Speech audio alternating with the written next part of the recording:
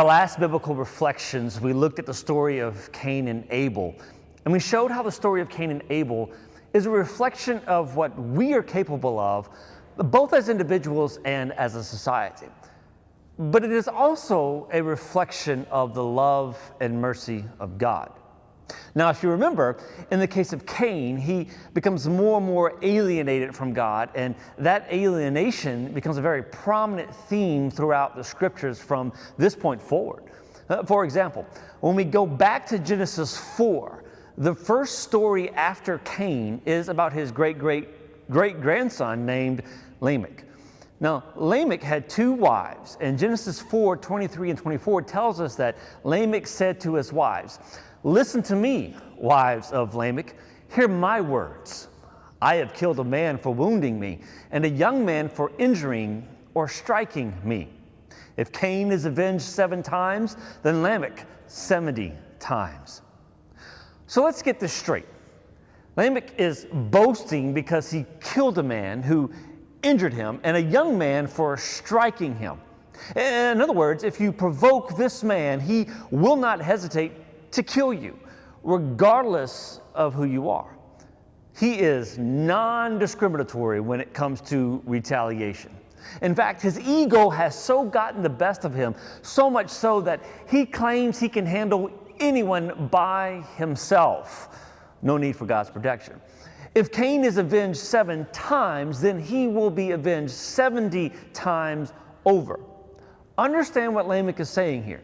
He is not hesitant to escalate situations in taking revenge. I can't tell you how many people I knew growing up who were always ready to fight for just simply someone looking at them. People who were not afraid to just do about anything. Like they had something to prove.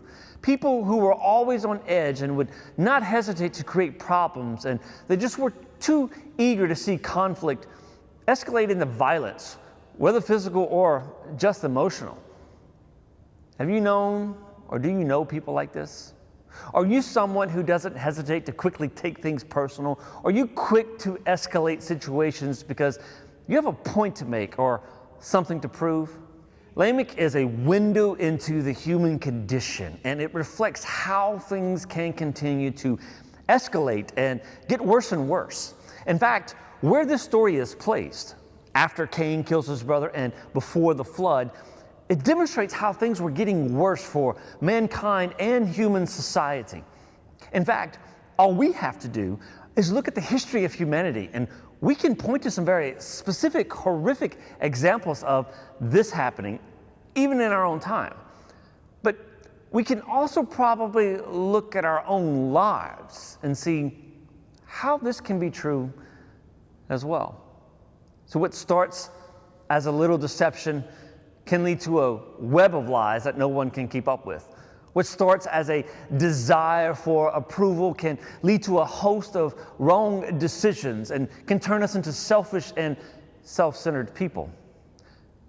Have you ever made a wrong decision that led to another wrong decision that led to another that led to another, and before you knew it, you had no idea how you got where you were and no idea how to get out of the mess you were in? See, I think we have all seen how quickly things can escalate and get out of control. It's the reason we are concerned about making good choices and trying to instill within our kids the values that lead to making good choices. See, Lamech is a story that reflects how things can escalate and get out of control and how we can just get lost in it all. See, we can get swept away in the darkness and chaos, swept away from being truly human and living as those created in the image and likeness of God. It's again a story that reflects what can happen to us as individuals and to society as a whole. Then the story continues in Genesis chapter 6, verse 5, where we're told that the wickedness of the human race had become so great that every inclination of the thoughts of human heart was only evil all the time. And this is the classic verse that introduces us to the story of Noah and the flood, where things had continued to get worse and worse. Like Cain, humanity had wandered further and further away from living as those created in the image and likeness of God, as truly human. Now, while Scripture does paint for us a picture of what seems to be total darkness, there is a light that shines in this darkness. You see, what I see in the story of Noah is God pursuing us as we are drowning in the darkness and chaos, and he provides a way out. And he does this by providing an ark or a vessel, hence a way out. And I say it was a way out because it wasn't just for Noah and his family. I say this because it took a long time to build the ark. We're talking 40 to 50 years. And during that time, Noah was preaching, warning people. See, 1 Peter chapter 2, verse 5 says Noah was a preacher, someone who proclaims, a herald. So Noah was a preacher of righteousness. And we can only assume that Noah was preaching for an intended purpose. And in light of the circumstances, what would the purpose be other than to give others a way out of what was to come? So when I think about this, what I see is God pursuing after us. But with every call, every warning, every pursuit, there is a choice we have to make. So God is love, and by its very nature, love does not force, but offers the opportunity to freely choose. And the choice is between light and darkness, life and death.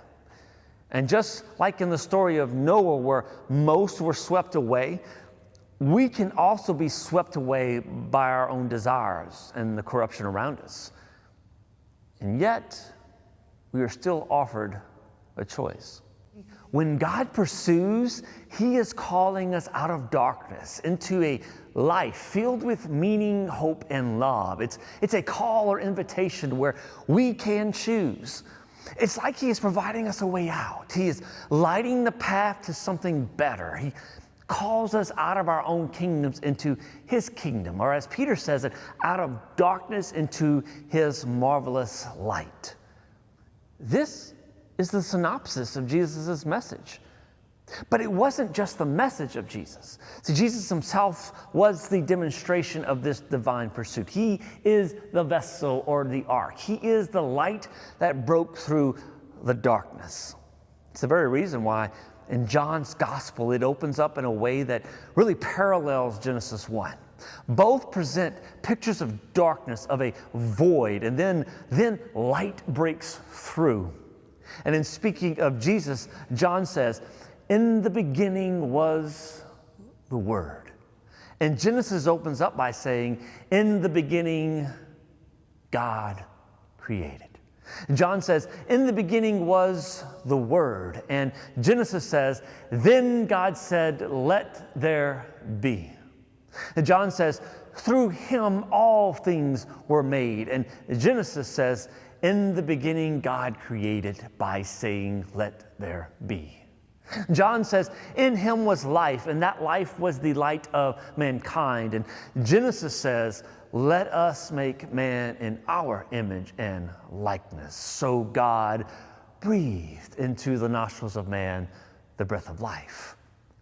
Genesis says darkness was over the surface of the deep, and God said, "Let there be light," and He separated the light from the darkness.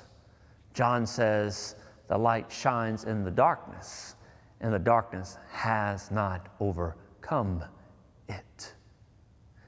And then on the cross, Jesus had two thieves on either side. One thief saw Jesus and reviles Him. And yet the other sees Jesus and recognizes in Him the light. And so he says, "Lord, remember me when you come into your kingdom." And in that moment, two choices were made. And in that moment, the cross becomes that which separates the light from darkness. And in that moment, the darkness was not able to overcome the light. And so Jesus says, "Today you will be with me in paradise." See, the darkness was not able to overcome the light, just as it could not in Genesis 1, just as it could not in Genesis 6, just as it could not on the cross, just as it cannot today. So the story of Lamech and Noah can be a story that reflects the worst in humanity, what we're capable of, how far we're capable of going, how dark and how chaotic society is capable of becoming. But it is also a story that reflects the reality of God's pursuit and the results of that pursuit. It reflects the reality that no matter how dark it may seem, there is still hope, because darkness cannot overcome light. So I guess the challenge for you is to consider where you are right now, the condition of your own heart, and think back to the story of Noah. And the question is, would you have gotten on that ark? Will you get on that ark today?